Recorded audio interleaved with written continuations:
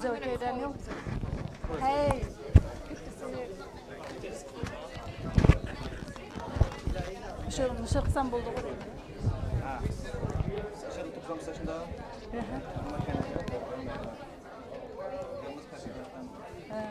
Sizler bilmişsiniz, bundan biz anca bilmeyiz. Ayakta.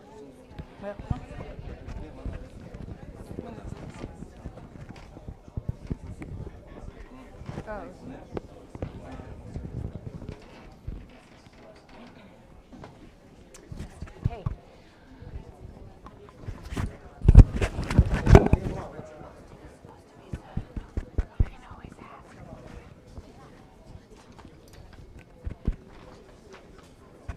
You can take a picture before beginning everything, so.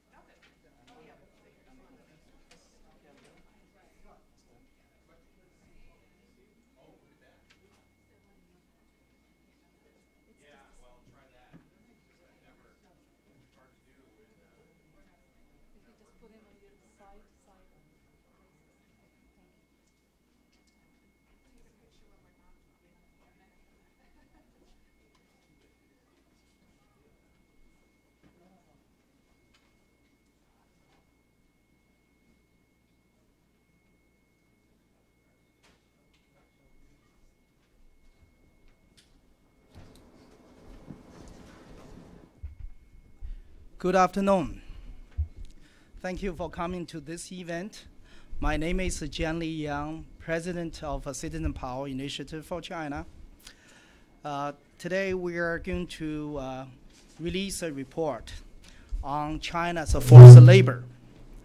The Chinese Communist Party has long regarded millions of prisoners in China as a source of free labor for both the domestic and the export economy. In addition to the prisoners who have been sentenced through China's regular judicial system, there are untold numbers of prisoners who are part of China's less formal but no less brutal re-education through labor system.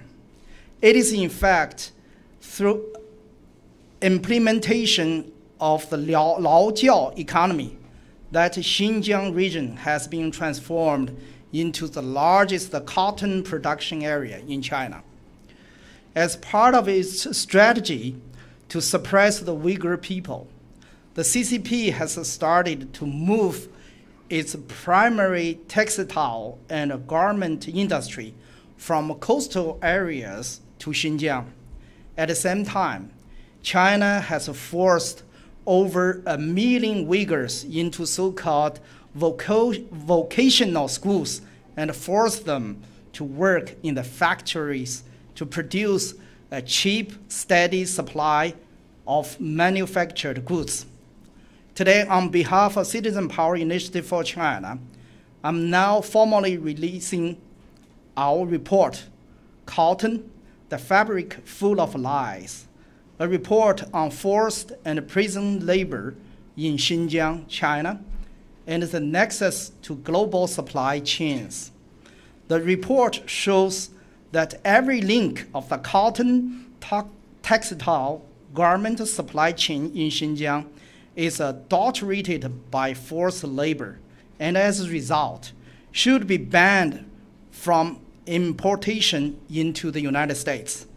Now, let me introduce the speakers today. The first is my colleague, Dr. Lian Chaohan.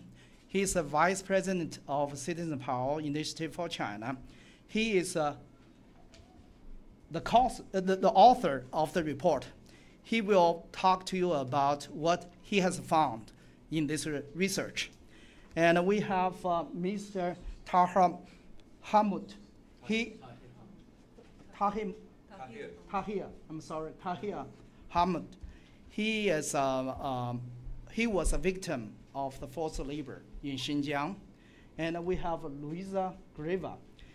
She is the Director for External Affairs of the Uyghur Human Rights Project, a worldwide respect human rights champion. So she does not need much introduction. With no further ado, I will give floor to Dr. Lian Chaohan.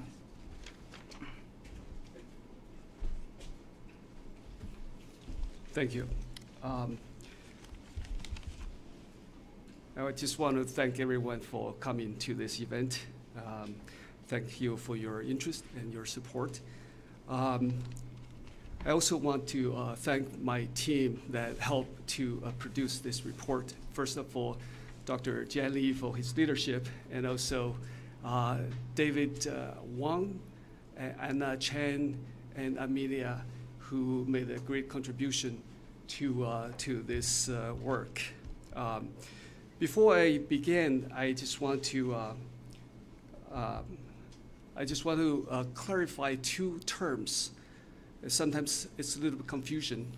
In Xinjiang region, there are two governments. One is Xinjiang Uyghur Autonomous Region.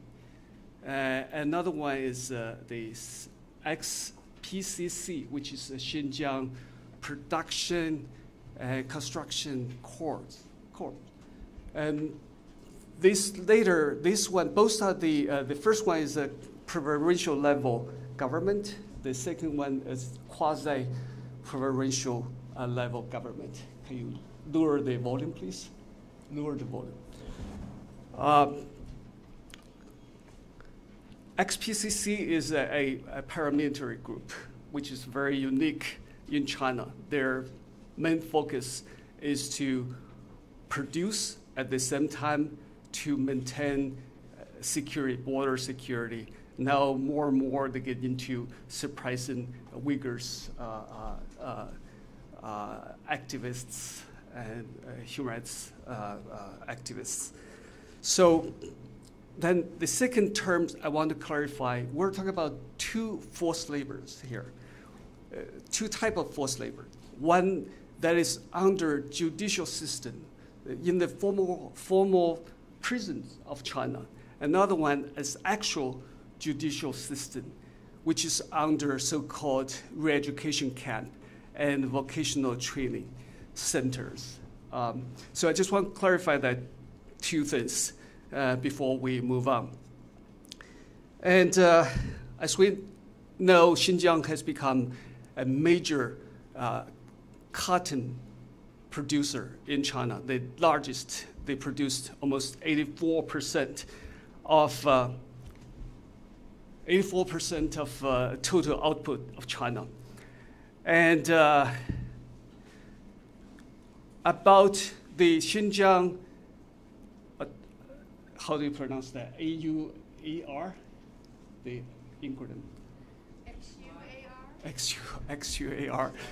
Yeah, the, okay.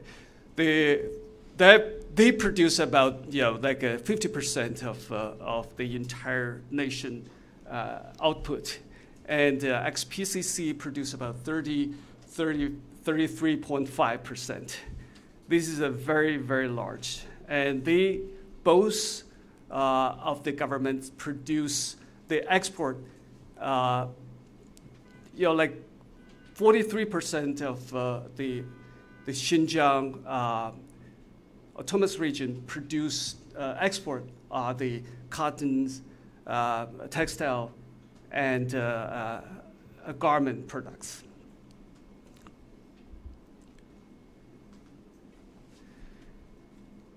These supply chains their supply chains reached out to the entire China and globally.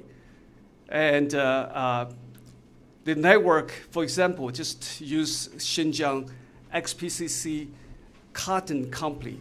They have a network can reach out to every area in China that use cotton products. They also have many channels, including direct sales online from the online platform like Alibaba, Yulin Cotton, and they have third parties like Lutai Textile Company that supply for international brands. And this Lutai company is quite interesting. They work closely with prison enterprises, and they are the suppliers for Burberry, Calvin Klein, Hugo Boss, Gucci, Armani, and Uniqlo.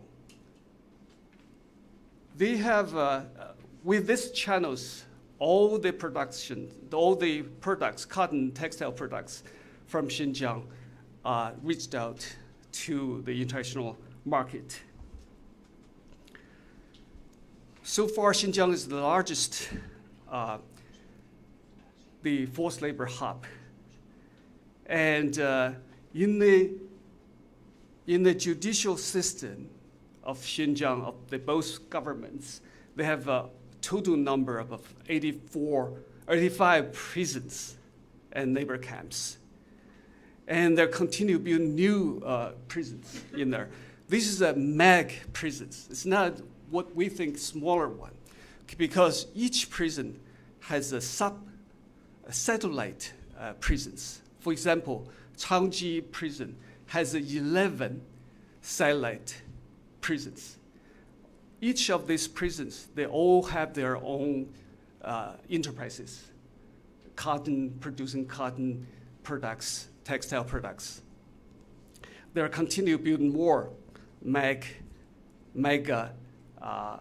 prison. For example, Yuhe prison is a major one. It's under construction right now. And so the total number, we don't know. It's a government secret, how they got it. But we estimate it based on different data. It's between 500,000 to 800,000 prisoners. China has a long history of using forced labor to produce and to reform them. So the purpose is very much like Stalin's Gulag. They both punish and banish the counter-revolutionaries and criminals. And also through the hard labor, they can change the bad elements into so-called good citizens.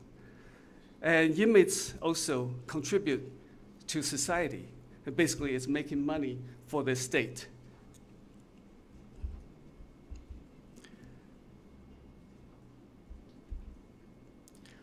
The reason they choose Xinjiang as a hub started in the early 50s, since communists took power. And because it's a remote location, and also a very harsh desert environment, and the low cost. Xinjiang can run the prison, one prison like 1/10 of the cost that compared to the interior of China. And then it is also ease the pressure of overcrowding issue in the coastal provinces, and it provide abundant labor sources for Xinjiang development and colonization. Can you lower the volume? It's just a little echoing. So we found the government data that shows since from 1957 to 75, there are about between like 100,000 prisoners to 200,000 prisoners that shipped into Xinjiang. And from 83 to 2000, about 85,000 prisoners that moved to Xinjiang. So today, Xinjiang continue to receive large number of prisoners as a forced labor.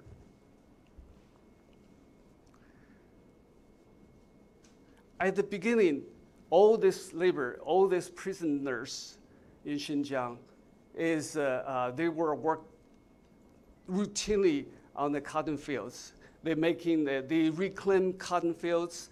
They built roads, they built reservoirs, irrigation system. They laid foundation, infrastructure for Xinjiang at the time. And one particular case we found, his name is Gan Cui, who is a student of Beijing Renmin University. And he stayed in that prison for over 20 years. His main job is to reclaim cotton fields, which is very hard labor. And he also witnessed that the entire labor camp, the death of the entire labor camp during the starvation, during the famine.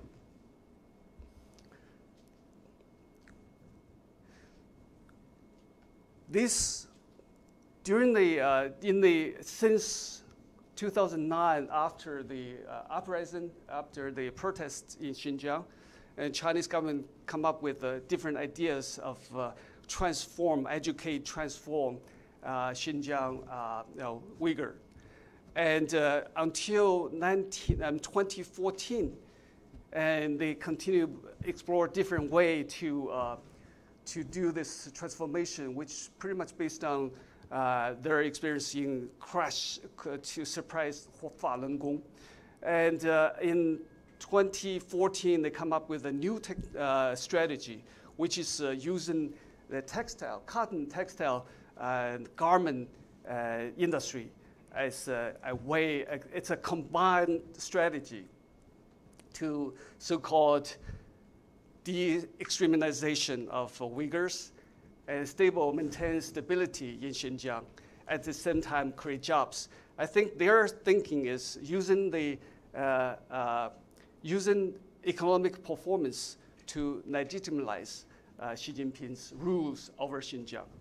And it's a one stone, many birds kind of approach. So they take, when they implemented this strategy, they talk lots of, and they're still taking many Uyghurs into these vocational schools and re-education camps, and they also ask the textile garment production, the companies from the interior move into Xinjiang, create this massive expansion of industry. And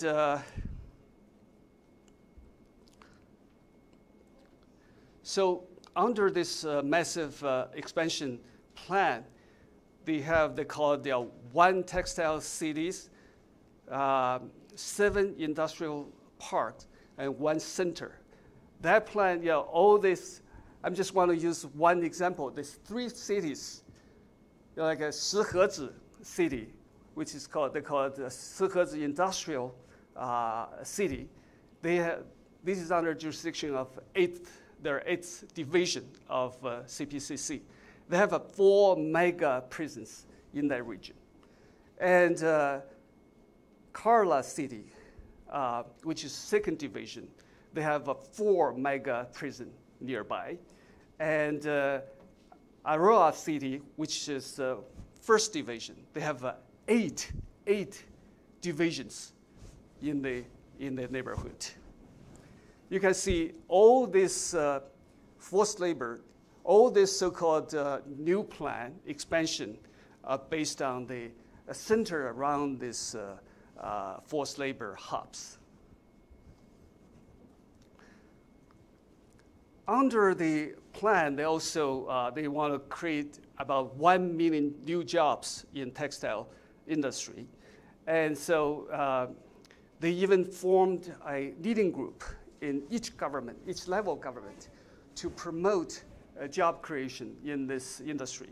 So we saw the documents from the government documents, which ordered all this county level government to come up to create vocational camp, education training camp. So they also using the, this is an interesting concept. It's called FJH, which means visiting the people, listening to the people, 访聚会. It's the massive dispatch of government officials to villages, to every villages, to maintain so-called stability. So almost 8,000 villages, they all have this type of team stationed there.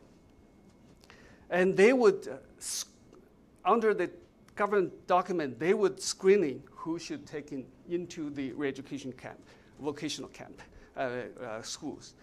And this vocational school is not just really training your skills. They also have major components that is, indoctrinate with the CPP thoughts, Xi Jinping thoughts, that force them to learn, to support the government policy, security policy, and they also force them to learn Chinese language. And at the same time, they train them to the skill on the machine, on the textile machine, sewing machine, and then they taught them to work in the nearby factories. So since the plan implemented, over 2,200 new textile garment factories set up in Xinjiang. Maybe over almost like 700 come from interior China. And one of these companies, Li Hua, who is a enterprise, prison enterprise, each year they take about 8,000, those campers, those camp inmates into their production. And Huafu Fashion and Lutai Textile also actively involved in this work, participate in taking the people from the vocational school into their production, into their system. And all these 2,200 companies all participate in this project, in this program, basically create jobs. About almost 500,000 new jobs created this way. So we can see, because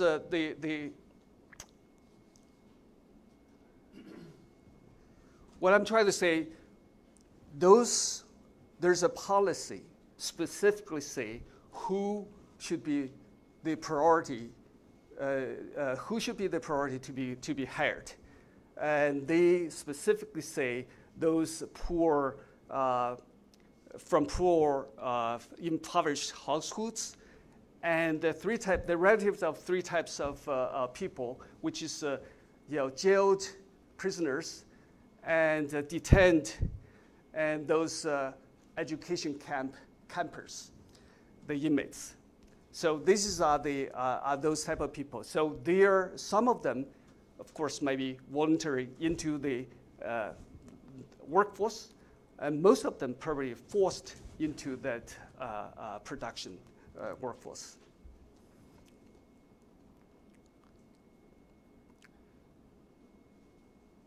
All right, on the existing forced labor under the judicial system, we have 85 prisons. It's not 75, but it's 85 prisons with the satellite prisons. That is a huge number of forced labor. So they also each, under the two different systems, they have companies that directly handle all this, all the productions. And under the autonomous region, they have this company called Huaxin Ruian Jituan. This is a conglomerate.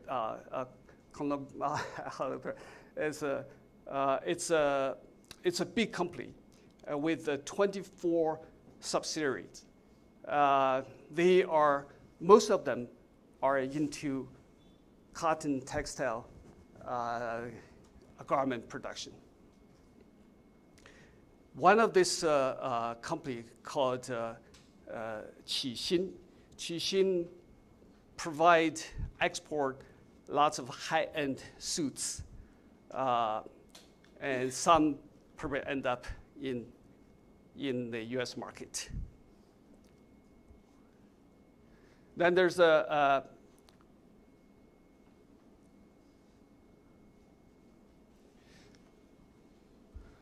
I'm just going to move on. I think the time I don't have enough time, but I'm just, there's other type under different judicial, education, correction bureau also has this company that very big, that with 15 companies in them. They're very diversified, but cotton, textile, garments still the main products for them. And some of these companies already into hotel, into machinery, construction, so many different things. But main production is always cotton, textile, garment, because this is a labor intensive, and prison labor, forced labor is perfect for this type of work. So the reason we argue that the entire the products, cotton, textile, garment products are tainted by forced labor, because from the forced labor under judicial system, actual judicial system, they all participate in producing cottons, in making garment products. And also, we have to remember all this infrastructure they were made, they were like fields, cotton fields, reclaimed by the forced laborers, most of them. And the roads constructed by the forced labor, and building materials, constructions, reservoir, particularly irrigation system, for example. Recently, they have this system they called transfer water from the north to south. That system, that project, because they want to move the water from river from north to the south, they use to provide water for this oil field, Karamai, and then at the same time irrigate the fields, cotton fields along the way. So that the central government provide 1/3 cost investment, and the oil company provide another 1/3. And the third one is the Xinjiang itself provide 1/3. Xinjiang, to save the cost, of course, they use forced labor to do the dirty work. So they dispatched all the inmates, many inmates from all their system, worked for 9 years to finish that irrigation system, which is like almost a kilometer, 1,000 kilometer canal, irrigation canal, and 5 reservoirs, 3 power plants, hydrogen power plants. So those stuff, it's fundamentally produced by the forced labor. And whatever they're sourcing in that region is forced labor, is tainted by the forced labor. That's why we are saying, everything come from Xinjiang, even from China. All the products, cotton, textile, and garment products are tainted, adulterated. So the new development, I will just mention a little bit about new developments. Since the trade war, the Chinese company feel like squished. Xinjiang's production in cotton, textile, garment industry dropped by 10%. And Huafu Fashion, their order dropped by 30%. The reason is they refused to interview, to be interviewed by Wall Street Journal.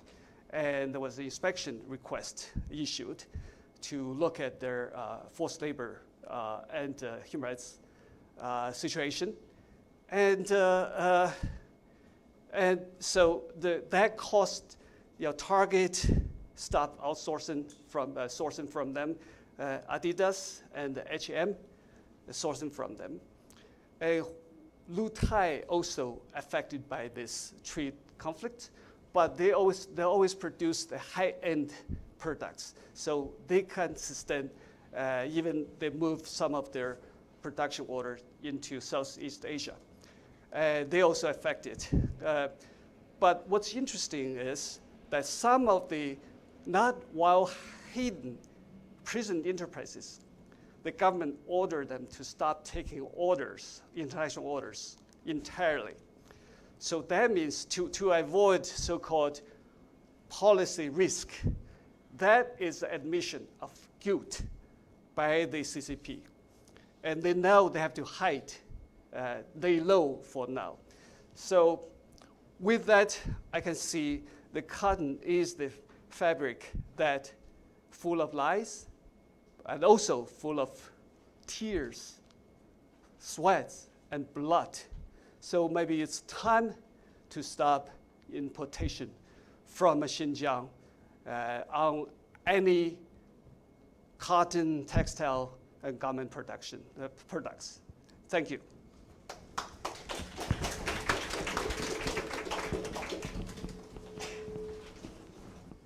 Thank you, Lian Chao. Now we have Mr. Tahir Hamid. Good afternoon.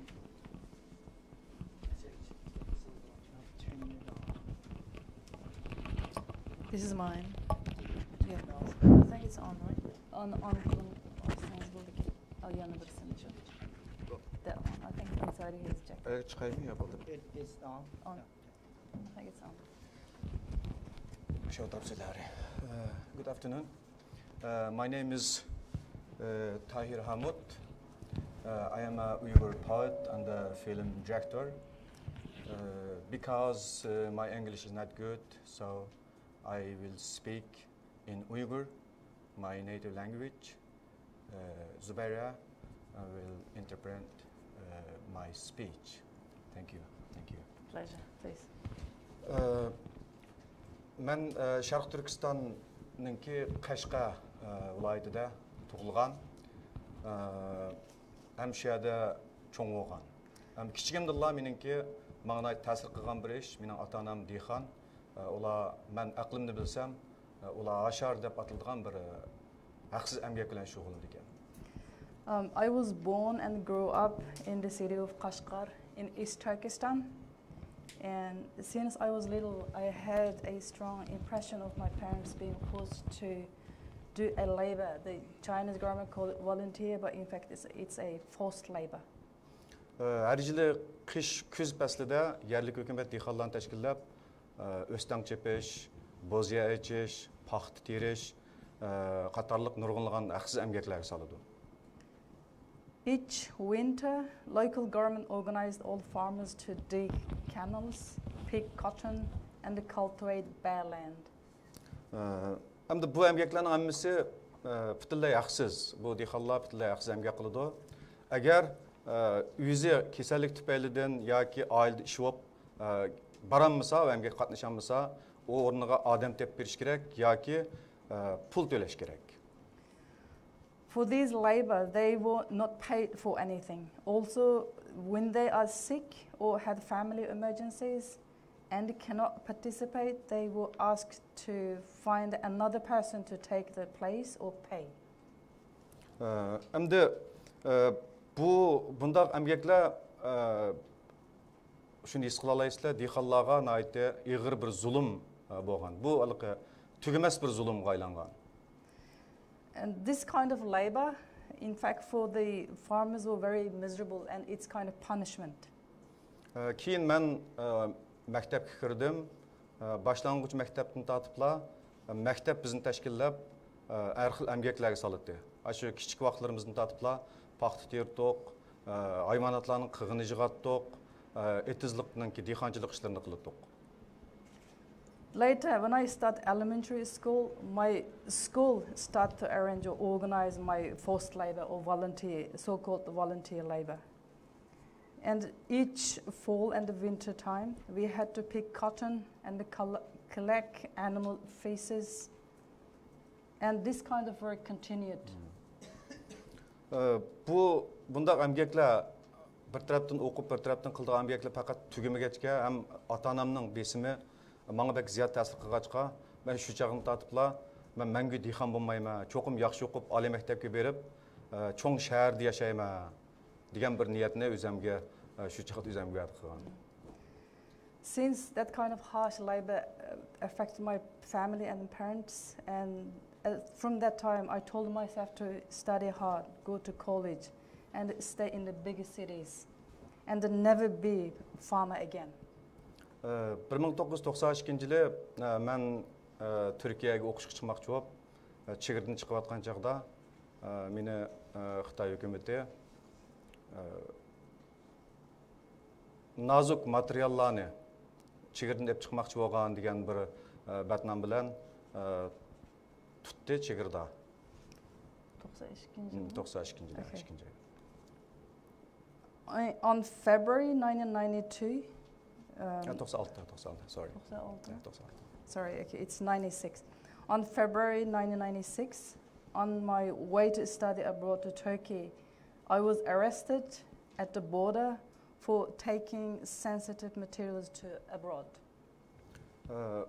O chegirda tutilgandan keyin meni Urumchiga olib keldi. Urumchida men Ko'ktog' saqchi qamoqxonasida 18 oy qamoqlik turdim.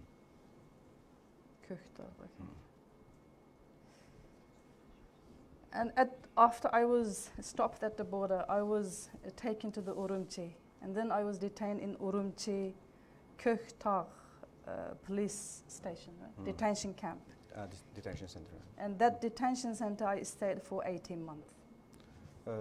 97-yili 8-oyda meni sotsializmga, kompartiyaga qarshi harakatlan shug'ullangan degan bir jinoyat bilan 3 yillik emgak bilan tarbiyalashga hukm qildi.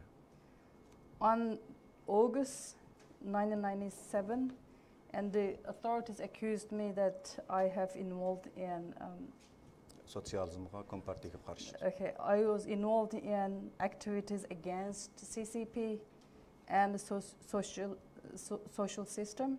And I was sentenced for 3 years of re-education through labor and sent to Qashqar labor camp. Bu emgaklarni tarbiyalash o'rnida ayni chaqda meniki shu chaqdagi shu ustimdan chiqqan hukmnoma. Bu meni emgeklen terbiyeleş çıkaga hükümname. Okay, this is the verdict letter of him sentencing for 3 years to re-educate through labor.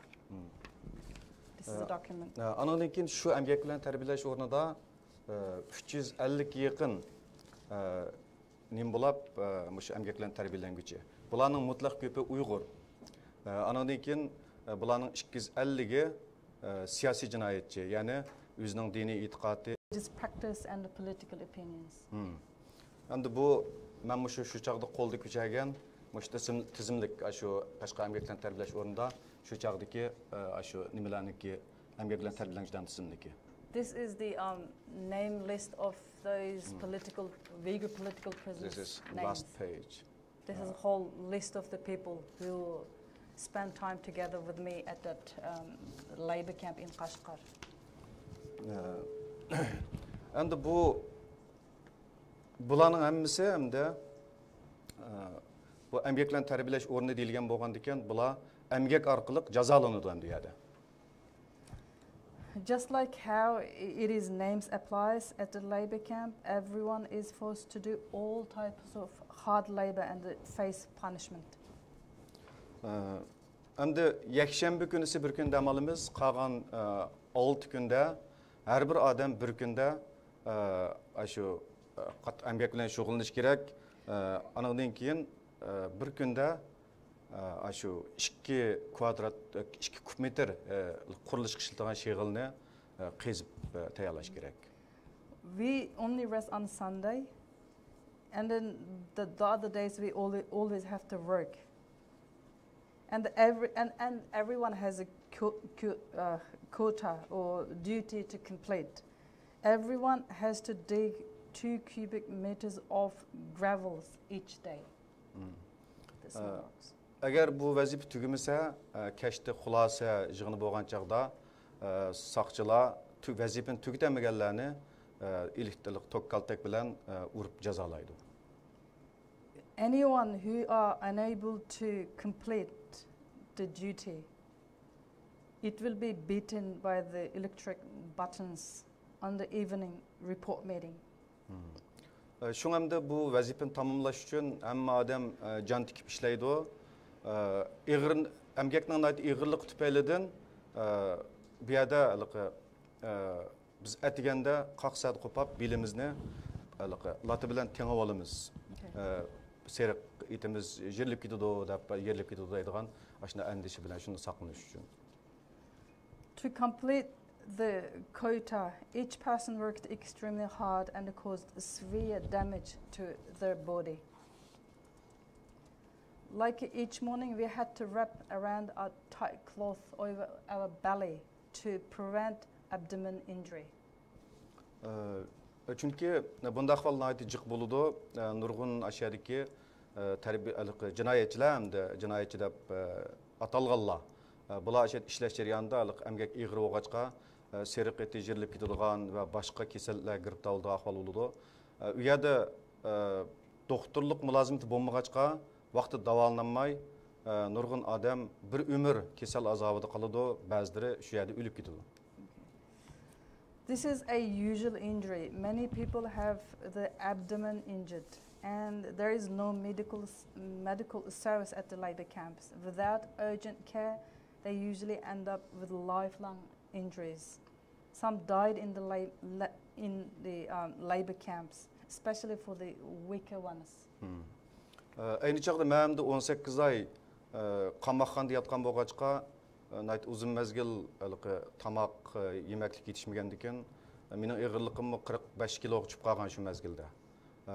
Shunda bo'lg'achqa emgak menga ig'ir keldi. Hatto menimda mishada o'lib ketadigan bo'ldim deb başına xiyal qildim. Ammo yana atrofimdagi boshqa jinoyatchilarning yordami bilan shu emgaklarga chidab oxiri keyin u o'tganlardan o'tdim. Okay. Back then, I was already staying for 18 months at the punishment camp. Because of lack of food, my weight dropped to 45 kilograms. The heavy duty made me hopeless, and I thought I was going to die there. But I eventually made it because of other people's assistance. Кейін біз о шеғыл тасқаштың бір құмданғы өткелдік. О құмданды мұ ішінің иғырлықыдың нұрғынлыған ашу жинайетчілер қачыды бұла. Okay, later I was transferred to a brick factory from the digging gravel work. And we had to produce and make bricks. Due to the overload labor, some will try to escape. Okay. Әмді бұл қачқалла әгер тұтылса қаттық жазалынады, аныңдан кейін оныңке жаза мұдеті әсілеп ұзартылыды. Okay. Due to overload labor, some will try to escape. But if they were caught, they will be punished and have the term extended even more. Әмді бұл әмгеклерінің әммесі ақсыз. Бұл пақат жазалаш типідекі бір қыл әркет боғачқа. Әмді нұрғын бұныңға ешқандақ ақын берілмейді. Анығын екен әмгеклерін тәрбілеш орны әрқыл шіркетлерден тоқтам түзіп, оланың әмгекен қыппырды. Бұны шүшиядық жинайетчілер ақсыз тамамлайды. Okay. These all labor camps and the forced labors are all unpaid. None of us get any payment. No. And okay, we were also assigned to the personal works labor camps. Hatta bazıda hem de sakçıların şahsi işlerini mi kılımız? Mesela sakçıların ki uruk tuqqallarını, dixancılık işlerini kıldığan, hatta üyün tazlap balısını vakıdığa işlerini mi kılış kısalıdı? We were also assigned to do different works, like even doing some personal work for labor camp wardens, such as house cleaning of the people who manage us at the labor camps. 2017 yılı 8. ayda Şarkı Türkistan vaziyetinin ki... Sorry, I think I just missed one here. Hold on. Okay, also just the one sentence addition. The ones at labor camps were also forced but for free, and the ones who runs the labor camps use these workforce to make profit. 2017 yılı Şarkı Türkistan vaziyetinde ciddi özgürüş oldu. Xitay hükümetinin ki tuyuqsuz bu hücumu tüpeliden ben 2017 yılı 8. ayda ailemdekilerini elip Amerika'ya geçip geldim. Okay. There has been change in 2017 in the situation of East Turkestan for the Uyghur people. In 2017, I escaped to United States with my family. Ben kelip uzun etmey 10. ayda ayalımның işkiyinisi lagerga akirip ketildi. 11. ayda mening bir inim akirip ketildi lagerga. Okay. Not long after I came to the United States, in October my wife's 2 younger brothers were arrested. In November my younger brother were arrested. This happened to millions of Uyghurs, all locked in the concentration camps. Andikin biz izchil andish qildik bularni ahvolidan. Bir oyni oldida ayolımның bir inisi qo'yib berildi emas, haftada 2 kun kampdan chiqib jazo lageridan haftada 2 kun uyda turadigan, boshqa chog'da bir zavodda ishlaydi ekan bizning xabar olganimizda. After came here, we were really concerned about the arrested relatives' conditions, and we really hope that they are safe. A month ago, I heard one of my brother-in-law was released from the concentration camp, but we were very happy. But I heard that he can only return home on the weekends and return to the labor on weekdays. And this is also forced labor. He and his family doesn't know how long the forced labor will last. Demek endi Şarkı Türkistan'da Uyghur halkı izchil turda mushunday aqsiz emgakdan qutulgan emas. Bu hem Şarkı Türkistan'daki Uyghur halkınınki namratlıktan qutlanmaslıqdaki muhim sebeplerden biri. In a word, the people of East Turkestan never were released from the forced labor. They were always forced to do forced labor, and this is one of the main sources that the East Turkestani people never were elevated from the poverty. They were always poor. Thank you. Thank you. Thank you, Tahir, for sharing your story. Now we have Lisa.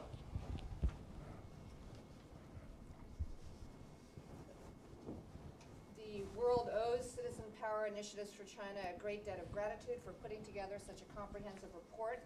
I'll just make brief comments on three actors in this drama: the Chinese government and government companies, the U.S. government, and the brands.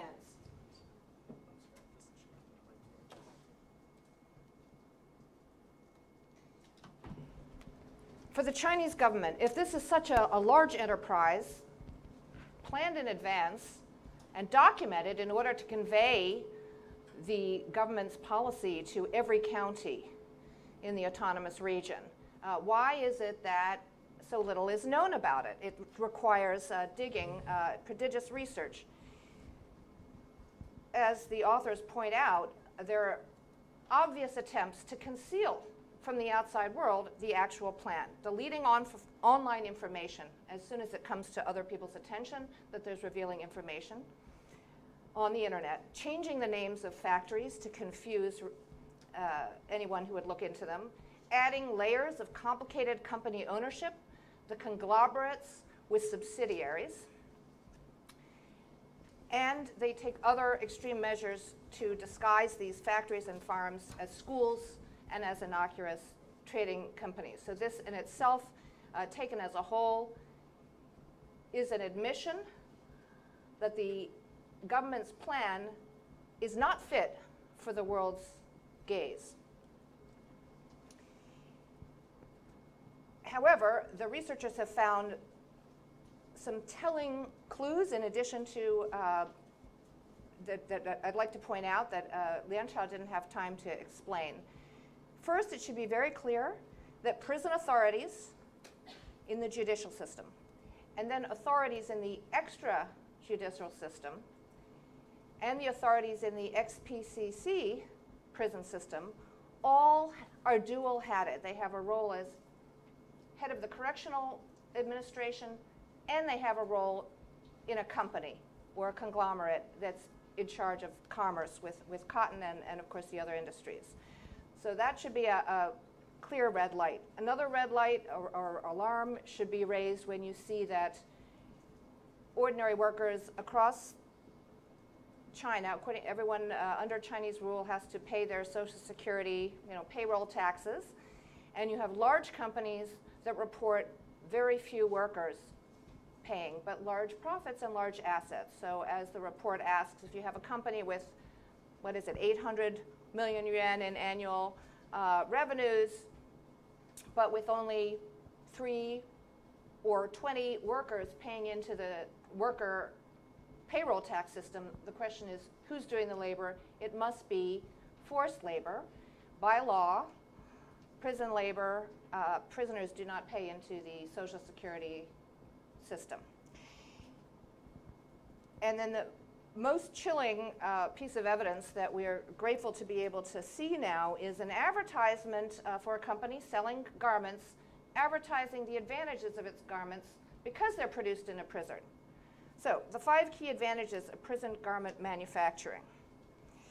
The cost is very low, as prisoners are not paid a regular wage. 2, our workers, they're saying, are much easier to manage than those in regular factories because we have, quote, a fully militarized system. Third point is our supplies will be able to supply you customers in a stable way, as our workers have to stay for years and even for a lifetime in prison, unlike regular factories where workers are free to come and go. And there are 5 points in this advertisement. One of them is particularly chilling once you look at it. It says, the workers are skilled because they have several years of training. So boasting about the skills of these workers because they've been forced to gain skills in order to produce products for sale. So we have clear evidence of extensive forced labor for these companies and clear evidence that government's trying to hide it. So the government understands it's illegal in the US to import any forced labor product. and there is, of course, a moral revulsion, and so this is the need for secrecy. So the question is, what about action? The U.S. government should be enforcing, of course, its laws against the importation of forced labor products. It's the Customs and Border Protection Commission that's responsible. And little known fact that the 2015 law, the Trade Facilitation and Trade Enforcement Act of 2015, which updated and closed a loophole in the original law banning forced labor products, which goes back to 1930, the Tariff Act of 1930, eliminated the exception for consumer need, and also added an annual reporting requirement. So there should be a report every year on compliance with Section 307 of the Tariff Act of 1930, reporting on the number of instances that merchandise was denied entry pursuant to this law. So this is something that UHRP and others endorse, full and transparent reporting by the U.S. government about its actions to enforce this law. And then finally, the companies. The report names companies, as Lian Xiao just did, very big names, from Disney, lots of products, familiar names, to a lot of cashmere being produced, to Adidas, H&M, Ralph Lauren, Tommy Hilfiger, Nike, and others. So these companies also agree with the standard that forced labor is unacceptable. And I'll just give you a sample ethics statement from one of the largest suppliers from the cotton industry in the Uyghur region. So Esqual conglomerate, Esqual Group, based in Hong Kong, has a 5E culture. The 5 E's are ethics, environment, exploration, excellence, and education. These 5 E's form the foundation of our approach. So clearly, my organization, the Uyghur Human Rights Project, joins with Citizen Power to call upon Esqual and other companies to live up to their own ethics codes. I will report one more development, which is after some tremendous investigative reporting by the Australian network, ABC, the Business and Human Rights Resource Center asked 11 brands what they were doing to conduct due diligence on their own supply chain. Asked 9 brands for their responses to this reporting.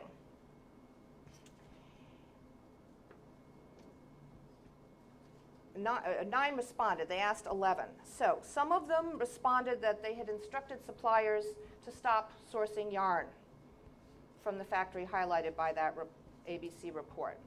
Adidas responded that it had also asked suppliers to suspend sourcing of yarn following its investigation, and that it's waiting on the results of independent third-party investigation. IKEA responded that some of its sub-suppliers are in Xinjiang, but that the cotton is sourced according to the Better Cotton Initiative. So this is a common theme for companies to say, we have hired an accreditation firm, and we've been assured that there is no forced labor in our supply chain. In this case, the Better Cotton Initiative. There's also a company called Worldwide Responsible Accredited Production, WRAP. This was the company that had certified the factory where Badger Software was sourcing its athletic apparel, which the company was forced to, through, again, tremendous investigative reporting, suspend and then end importing products because of clear evidence that the factory, Hetian Taida, was producing its products through concentration camp labor, Uyghurs detained on the basis of their ethno-religious identity and forced to labor. Clearly, the responsibility lies on the part of the U.S. government to end these crimes against humanity, the U.S. government and other responsible governments to step up enforcement of their own laws and take the next step and understand that there, in fact, is no practical way to distinguish between legitimate cotton products and prison-tainted products, as this report has pointed out. And certainly the burden is on every brand and every consumer to ensure that their own practices are not tainted by these terrible crimes. Thank you. Thank you, Louise, for your wonderful summary and comments and the action plans. Now we open to questions. So whoever asks question, please introduce yourself briefly and keep your question short. Thank you.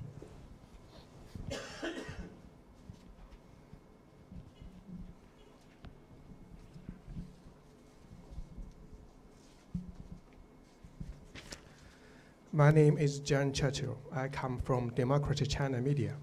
I have a question to ask this gentleman.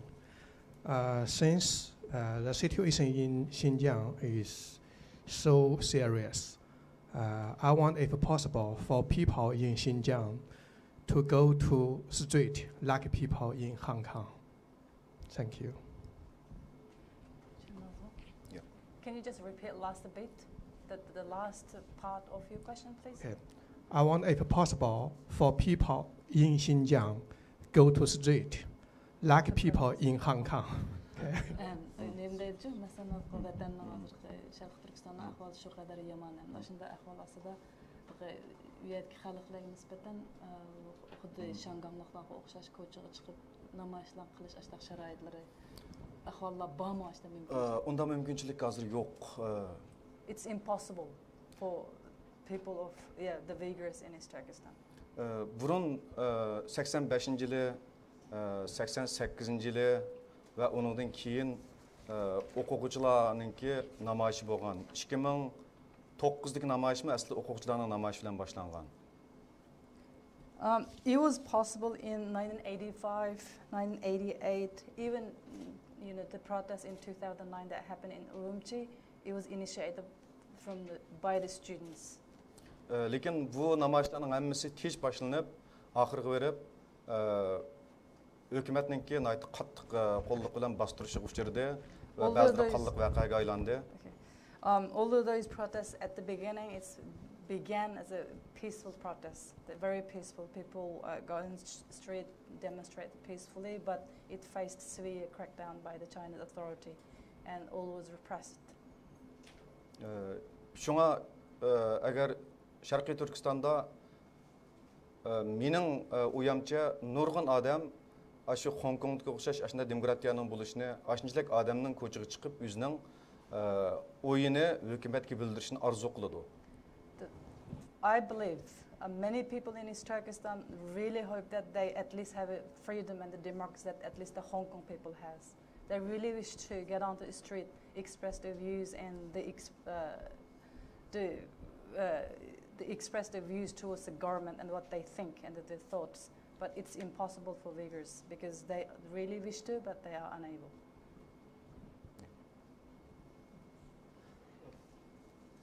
Yeah, gentlemen. Thank you. Safan from Anadolu Agency. I have a question for you, sir. How do you see, how do you evaluate the U.S. government reaction on what's going on in Xinjiang and toward Uyghur people? And the second question, you said you escaped to U.S. I just want to, get more detail about that journey. Did you get help from the U.S. government, or how is that process going on? Thank you. Bu kişinin sualı işki. Birisi deydi, sizden hazırkı muşu Şinjan'ın ahvalıga, muşu Uygurlarının bu vatkan demsek nispeten Amerika'nınki pozisiyasını qanday qaraysiz, qanday görürsüz? İkincisi, qanday çıktınız muşu Amerika'ya kelgandiki özünüzün muşu sefer jarayanınızını bir qo'yib depasanız. Sharq Turkiston masalasi, jumladan Uyg'ur masalasi izchil turda xalqaro nihoyatda kichik bir masala bo'lib kelgan. The Uyghur problem and East Turkestan issue, it's just to continuously kind of became the smaller, it's less concerned issue in the world. Ya bunun har xil sabablari bor. And there are many reasons for that. Endi bu qatam shu jazo lagerining chiqishi bilan Xitoy Kompartiyasining Uyg'urlarga bo'lgan qattiq bostirish tufaylidan hozir dunyo bu Uyg'urlarning ahvolini, Sharq Turkiston ahvolini bildi. And since the Chinese government, initiated the concentration camp, looking up millions of people in the concentration camps, and the Uyghur issue, the Chinese crackdown towards the Uyghur people, it's severe and it get kind of intensified. that made Uyghur issue too well known to the world. Amerika hükümeti bunun nispeten aktif rol oynatıdı ve bu Uygurların kişilik hukukunu qoğdaş cihetde başlamçılık rol oynatıdı. The American government is playing a leading role in protecting the rights of Uyghurs and concerning the paying attention towards this issue right now. Lekin Uygurların hazırki ahvalına nispeten mening qarshimda Amerika hükümetinin qilganlari tex yetarli emas. However, looking at the situation what's happening to Uyghurs, whatever the US government is doing is not enough. Agar yana xalqaro jamiyat yoki Amerika hukumati boshli xalqaro jamiyat kishilik huquq organlari jumladan Birlashgan Davlatlar Tashkiloti agar Uyg'ur masalasida jiddiyroq harakat qo'llanmasa balkim texim cho'ng fojialar maydonga kelishi mumkin. If international community, US government as well as human rights organization doesn't do more and doesn't put more pressure on the Chinese government, we may face even more tragedies to happen in East Turkestan. Endi ikkinchi savolingizga For your second question? Ikkinchisi qanday keldingmi? keldingiz? Chunki men burun turmada yotgan bo'lg'achqa 2017-yil 3-oy 4-oydan boshlab Xitoy hukumatı Uyg'urlarni jazo lageriga qamagan chaqda birinchi bo'lib burun tutilganlarni, burun turmada yotganlarni qamadi. When the Chinese government started to detain people in the concentration camps, especially from the April 2017, that the first people who were detained were the people who were arrested before and imprisoned before, like myself. İkinci turkumda Xitoy hukumati tizimlik tug'izgan 26 davlat, bularning ko'pi islom davlatlari, mush davlatlarga bag'an xotirasi bor odamlarni tutdi.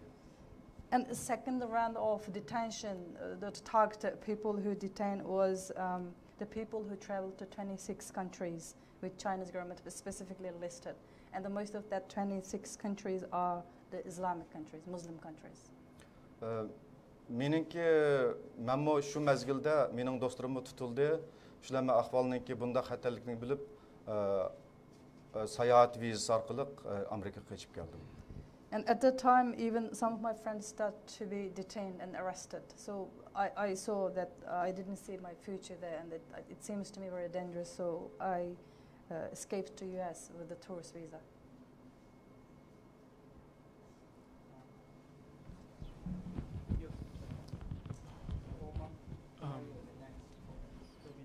Hi, my name is Patrick Hamilton. I'm with the U.S. Department of State's Office to Monitor and Combat Trafficking in Persons, JTIP is the name. I work on the annual Trafficking in Persons report, and I work on the China narrative. I just want to say thank you so much to this group of people, to the Uyghur Human Rights Project, for continuing to be such a thorough and authoritative source, gathering these stories and these accounts, which have helped us to at least try and help our own government, our own people understand what's happening. And thank you again for sharing your experiences today. One of the things that we're really interested in learning more about is the extent to which the Chinese government is beginning to employ these same tactics, these same models of detention, forced labor, as part of re-indoctrination or re-education in other provinces as well. We've heard of a little bit of that, but I'm curious to see if you're starting to see this crop up elsewhere in China, and if so, where? Thank you. So if you want to ask questions, Do you want to answer? I can just translate.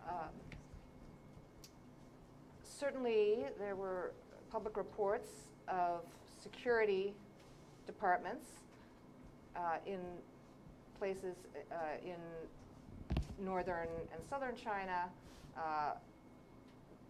visiting the Xinjiang authorities to learn from their methods of maintaining stability, as they call it, or suppressing trouble. But as our organization concentrates on bringing forth a Uyghur voice on their experiences and the violations of their internationally recognized human rights, we're not the right group to provide that data for you. I don't know if China Initiative is conducting that kind of research. Yeah, we don't have a data available, but we do have a lot of stories that actually there's public information. Yes. Number one, there's a massive surveillance system watching people everywhere that experimented in Tibet, then moved to Xinjiang to massively implement it there. Now it's moved to the rest of China. That's for sure. Another thing is usually during the sensitive time, many sensitive time in each year in China. For example, the two conferences in March of this year, obviously the Chinese authority were using the tactics that they use in Xinjiang to control, to preserve the stability. So we have a lot of stories. In the future, we may engage in this kind of research and to come up with their exact data about what's going on in China.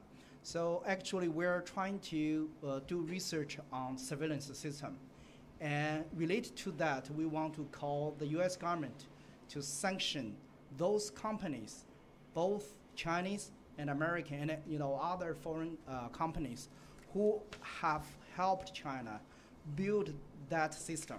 So that's the legislation we want to push through, and for that we want to come up first with a good research report on that. So once that is done, we will share with you. Just in addition to Louisa and Yang Jianlei's comment regarding to this, there is, according to Radio Free Asia, some articles, the Uyghur detainees who's transferred from East Turkestan to mainland China, the detention facilities is more severe than the ordinary Chinese detention facilities in mainland China.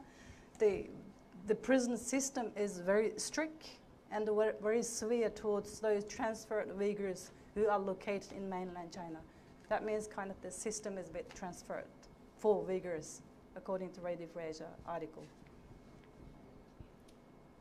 You ask for, yeah.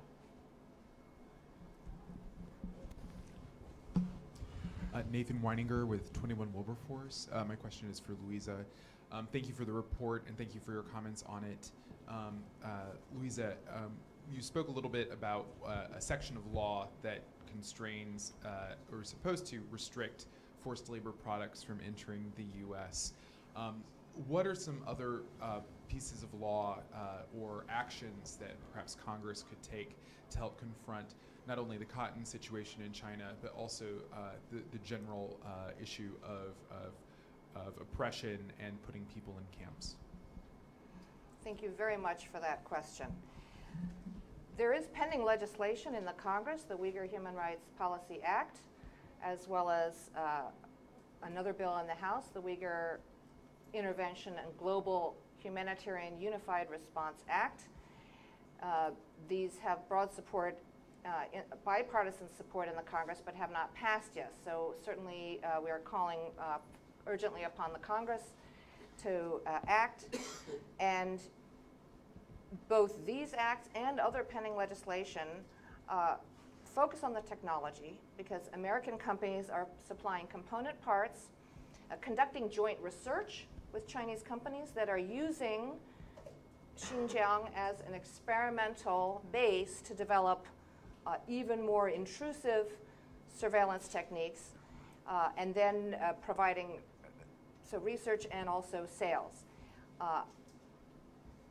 The research actually goes two ways. It's not only private companies that are making money through cooperating with Chinese companies that are supplying the surveillance state, which is violating rights every day in China, but also universities in the US. And particularly when we're looking at personally identifiable information, facial recognition, advances in voice print recognition, potentially using iris scanners and other developing technologies that require large amounts of data. China in general, but certainly the Uyghurs as a victim population that cannot lift a voice at all, are subject to, as everyone knows, universal collection of DNA, for example, blood samples, and many people, many victims like Tahir Hammoud have talked about being forced to stand in front of a camera and read the same words over and over again, and then they look up and they say, read it again. So reading one text 10, 20, 30 times in a row, what's the purpose? It's clear that this is purpose to collect data to develop better voice recognition software. And for any American or international company to be cooperating on this, potentially these are good technologies that help consumers for their convenience or even health in the hands of an authoritarian government with China that does not respect privacy, that's collecting this data without the consent of those providing the data, and then a government that's turning around and using this to target, to racial profile, and to detain millions of people on the basis of their ethno-national identity is completely unacceptable for any private sector actor or any academic researcher. Completely violates all standards of academic and research ethics. So for Congress to conduct hearings or to look more closely into having to regulate this if universities and companies cannot police themselves. Thank you. Any more questions?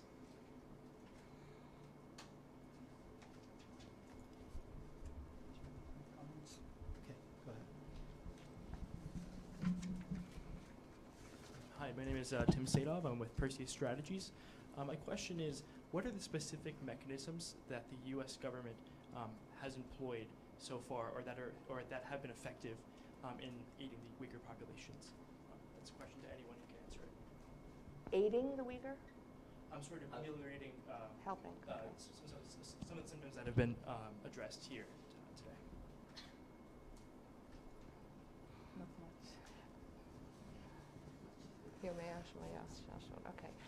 So the U.S. government has spoken early and at very high levels of condemning these mass atrocities, in line with leaders of other countries. This provides an international expression of revulsion, not only at massive human rights violations, but really remembering the nightmare of the 20th century, the nightmare that led to the creation of the United Nations. What happened in World War II with, on a very large scale, cruel targeting of ethno-religious minorities for segregation, concentrating them, gradually from ghettos into camps, destroying their places of worship, destroying their cemeteries, you know, as everyone knows, throughout areas of German occupation, destroying religious sites, and allow that to continue and to continue year into year.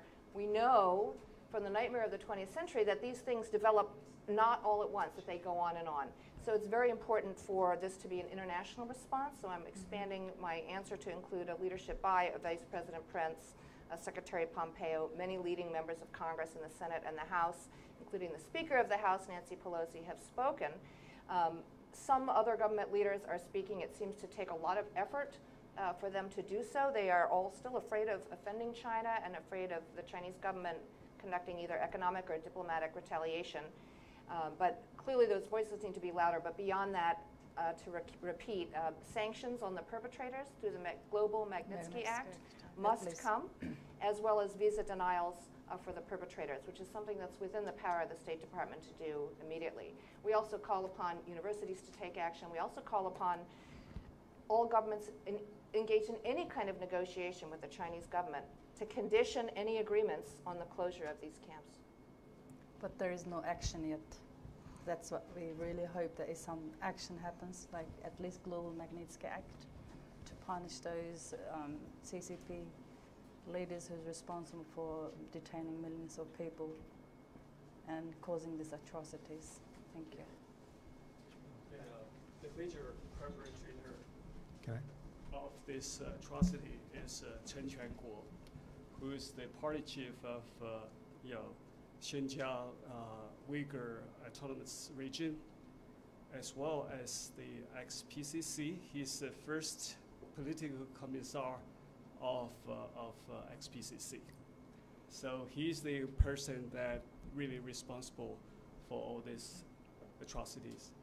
We have been calling to sanction him through Magnitsky mechanism. hopefully that I think the momentum is building up. I think right after maybe the trade deal, we can get some announcement from the White House. Many congressional leaders have advocated that Xinjiang should be put on the sanction list of Magnitsky Accountability Act. And just 2 weeks ago, Vice President Pence had a meeting with 4 human rights activists, including Oma and myself. In that meeting, we presented a list of the Xinjiang officials that should be sanctioned, should punished through that act. Xinjiang, of course, is number 1 on the list. So we have to make more effort to make that happen. Can I? Yep. Can I? So just a couple suggestions for advocacy. My name is Scott Flipsy. I'm with the Congressional Executive Commission on China. China is a Tier 3 country ranked by the State Department under the Trafficking Victims Protection Act, meaning it's the worst situation for human trafficking. To have a Tier 3 designation requires the State Department to take some actions, and there's a list of actions in the Trafficking Victims Protection Act of 2000. Among those are sanctions on countries, sanctions on individuals who are traffickers, as well as other things like voting against World Bank loans or International Monetary Fund sort of loans for China. That has been the action that has been taken by the State Department the last several years. So they've, in response to the Tier 3, they have said that they were going to vote against China in international monetary sort of financial systems. So that could be changed, I mean, depending on sort of advocacy. And different tools could be used by the State Department as a suggestion. Secondly, as Louisa pointed out, the exemptions that were in the 1930 Smoot-Hawley Act for consumptive demand, meaning that if you couldn't make it here, then the customs, CPB, couldn't close off access to certain goods. That's been closed. That was closed by something that Sherrod Brown and Chris Smith wrote in 2015.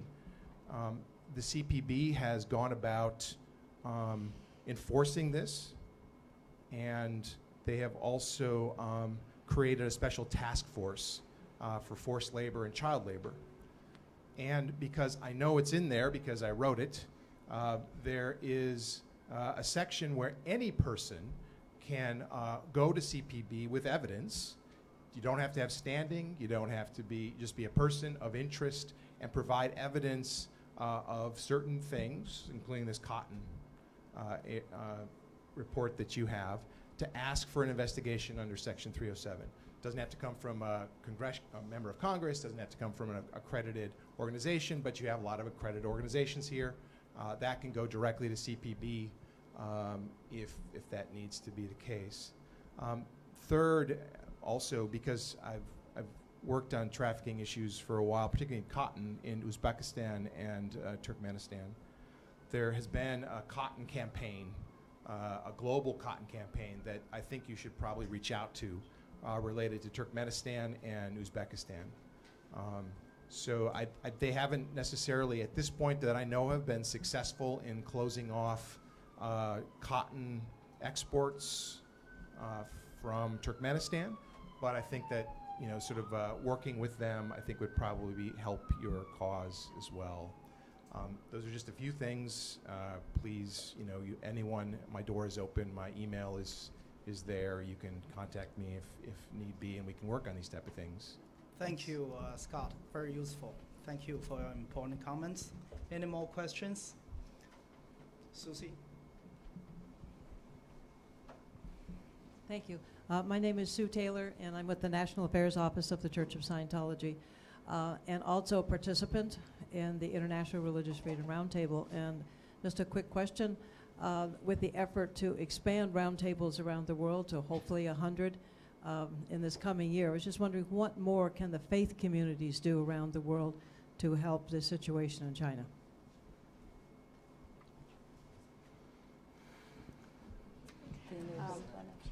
Thank you very much for your question, Sue.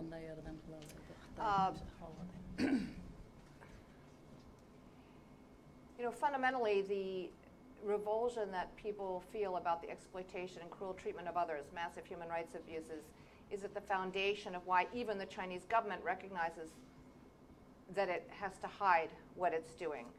Not only because of the consequences, but because they recognize there's a reason why everyone thinks it's wrong. That's why the Chinese government has to round up other human rights abusers to write a joint letter defending the Chinese government's record in rounding people up and conducting 21st century ethnic cleansing. So faith communities, of course, are part of the universal conversation about common human standards. So the religious roundtable, international religious roundtables have a special feature, which is that people from all faith backgrounds and no faith background come together, and simply by participating, they affirm that religious freedom there's no such thing as religious freedom for one group. It has to be religious freedom for all. And so this kind of common voice is very helpful. And for any religious communities globally that want to help the Uyghurs, particularly for Muslim voices to speak up and point out that despite the Chinese government's intense efforts to use economic and political pressure for them to be silent, to commend their bravery in speaking up is an important point of moral support. And we're also, of course, looking for political support for the legislation in the U.S., fundraising support. It's all very welcome. Just to add to that, Sue, I think we're going to circulate a letter to CPB, as Scott suggested, ask them to ban the importation of cotton and textile garment products from Xinjiang, specifically based on the evidence we have. And so far, I think we're going to circulate that letter soon. Hopefully, the Roundtable organizations will sign on that letter. And I think this report actually already produced some good results. We heard from the government, particularly ICE, they're going to investigate some of these prison enterprises.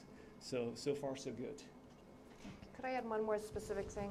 Thank you. I know people there have been a lot of questions about particular advocacy focus, all very welcome. But people should also think about the fact that the government of China has succeeded in being awarded the 2022 Olympics.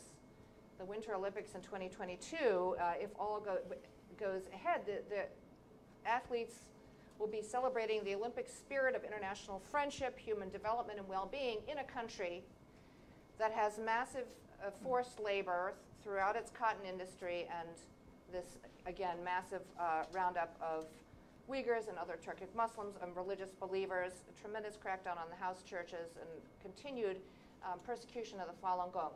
So for any concerned communities, sign the little joint letter to the International Olympic Committee. It's online. The hashtag is No Rights, No Games 2022.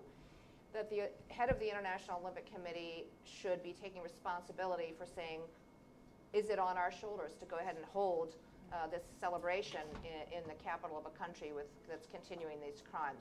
So participation in that joint letter to the International Olympic Committee would be also quite welcome. Yeah, add to that, China made tremendous promises to IOC when they were trying to get granted for 2008 Olympic in Beijing. We should hold IOC responsible too, to tell us, what China did to keep its promise, and if they didn't, what IOC should do. And this time, we should talk to IOC about that and apply pressure on IOC too. Any other questions?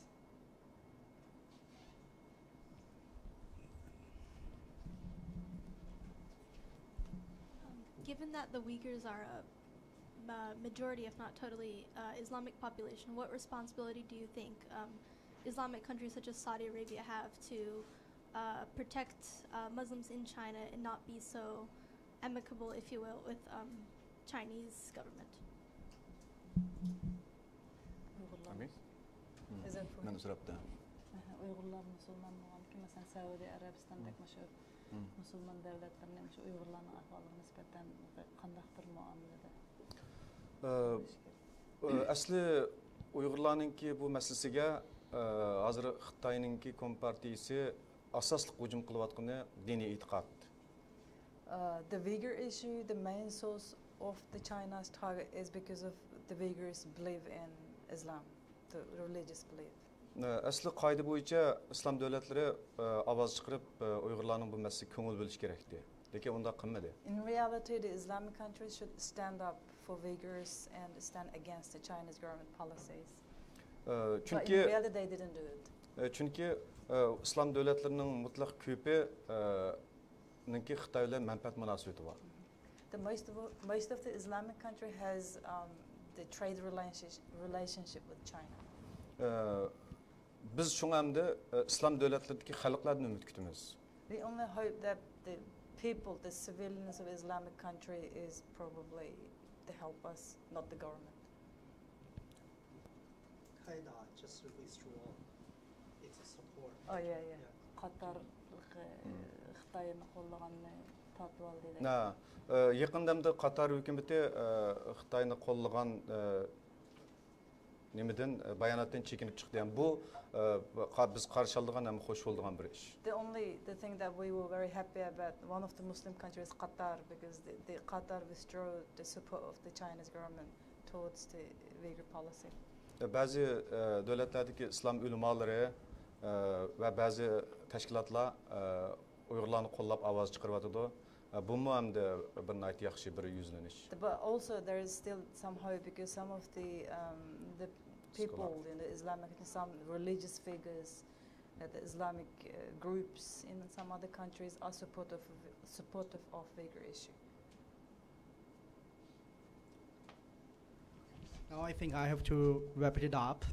I want to particularly thank my colleague, Dr. Han Chao, the author of the report. This is a wonderful, excellent work, and also my colleagues who have involved with this work. And I want to invite you to join me in thanking our speakers today. Thank you again for coming. Thank you.